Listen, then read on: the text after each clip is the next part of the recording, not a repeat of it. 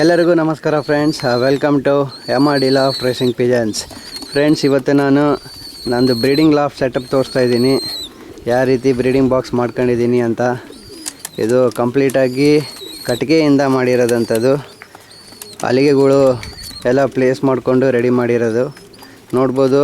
ಒಂದೊಂದು ಬ್ರೀಡಿಂಗ್ ಪೇರಿಗೆ ಎಷ್ಟು ಜಾಗ ನಾನು ಕೊಟ್ಟಿದ್ದೀನಿ ಅಂತ. ಮ್ಯಾಕ್ಸಿಮಮ್ ಜಾಗ ಇದೆ.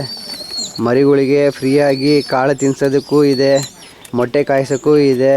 ಟೋಟಲಾಗಿ 4 ಬರ್ಡ್ ಇದರಲ್ಲಿ ಆರಾಮಾಗಿ ಇರ್ಬೋದು ಫ್ರೆಂಡ್ಸ್. ಇದಕ್ಕೆ ನಾನು ಸಪ್ರೇಟಾಗಿ ಡೋರ್ ಕೂಡ ಮಾಡಿಸ್ಕೊಂಡಿದ್ದೀನಿ.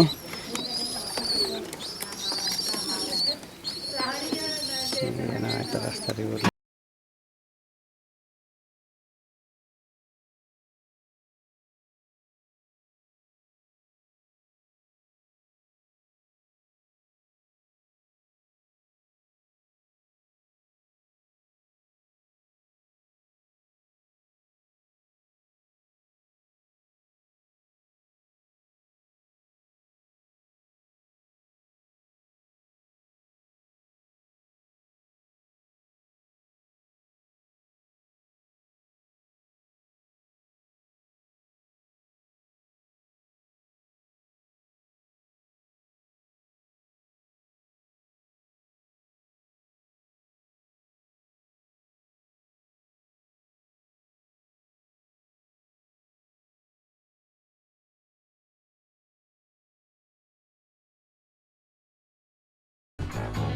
ಇಲ್ಲಿ ನೋಡ್ಬೋದು ಫ್ರೆಂಡ್ಸ್, ಕೆಲವೊಂದು ಪೇರ್ ಆಗಲೇ ಮೊಟ್ಟೆ ಇಟ್ಟಿದ್ದಾವೆ.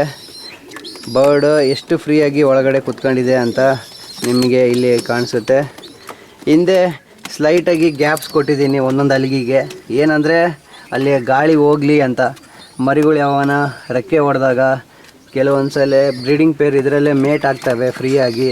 ಆವಾಗ ಡಸ್ಟ್ ಇಲ್ಲಿ ಸ್ಟಾಕ್ ಆಗಲ್ಲಂಗೆ ಅದೇ ಹಿಂದೆ ಹೋಗಬೇಕು ಅಂತ ನಾನು ಆ ರೀತಿ ಗ್ಯಾಪ್ ಮಾಡ್ಕೊಂಡಿದ್ದೀನಿ. ನೋಡ್ಬೋದು ಫ್ರೆಂಡ್ಸ್, ಚೆನ್ನಾಗಿದೆ ಫುಲ್ಲು ಸೆಟಪ್ ಅಂತೂ.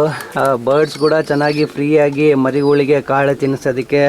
ಟೋಟಲಾಗಿ ಈ ಬ್ರೀಡಿಂಗ್ ಬಾಕ್ಸ್ ಮಾಡ್ಕೊಳ್ಳೋದಕ್ಕೆ ಮೇನ್ ರೀಸನ್ ಏನಂದರೆ, ಕ್ಲೋಸ್ಡಲ್ಲಿ ಮಾಡೋದಕ್ಕಿಂತ ಈ ರೀತಿ ಓಪನ್ ಬ್ರೀಡಿಂಗ್ ಸಿಸ್ಟಮಲ್ಲಿ ನಾವು ಮರಿಗಳ್ನ ತೆಗೆದ್ರೆ ಚೆನ್ನಾಗಿ ಕ್ವಾಲಿಟಿ ಬರ್ತವೆ.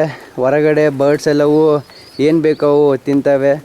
ಇದ್ರ ಜೊತೆಗೆ ನ್ಯೂಟ್ರಿಷಿಯನ್, ಕ್ಯಾಲ್ಶಿಯಮ್ಮು ಹೊರಗಡೆ ಮಣ್ಣು ಕಡೆಯಿಂದ ಸಿಕ್ಕಿದಾಗ ಬರ್ಡ್ಸಿಗೆ ಭಾಳ ಕಂಫರ್ಟಬಲ್ಲಾಗಿ ಫೀಲ್ ಆಗ್ತವೆ ಫ್ರೆಂಡ್ಸ್. ಅದಕ್ಕೋಸ್ಕರ ಈ ರೀತಿ ಸೆಟಪ್ ಮಾಡ್ಕೊಂಡಿದ್ದೀನಿ.